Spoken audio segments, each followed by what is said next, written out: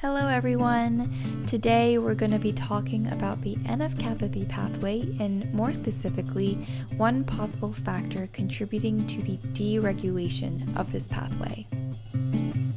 So what is NF-kB? NF-kB refers to inducible transcription factors, which regulate genes involved in different immune and inflammatory processes. It's essential for regulating activation, differentiation, and effector function of inflammatory T cells, all important for defending the body in an immune response. It's also super important for regulating cell proliferation, apoptosis, and general differentiation of other cells. The deregulation of the NF-kB pathway is something that can lead to adverse health outcomes, like chronic illness.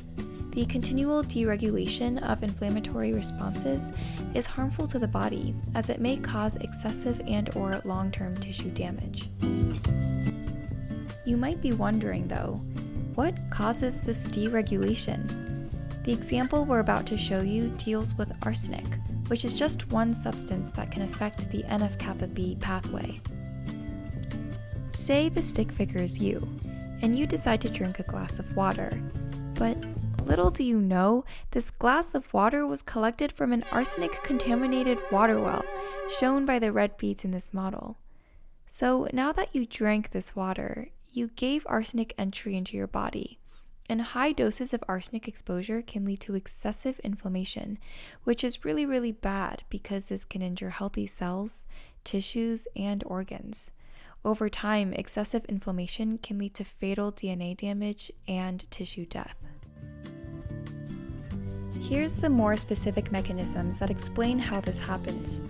Arsenic first causes damage to the human body by initially activating the NF-kB signaling pathway. This sends a signal for IKK activation, shown here by this complex of yellow beads.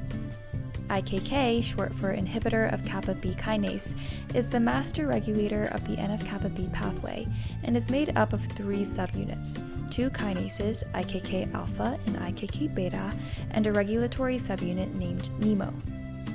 Once the IKK complex is activated, it enhances the phosphorylation of IKB.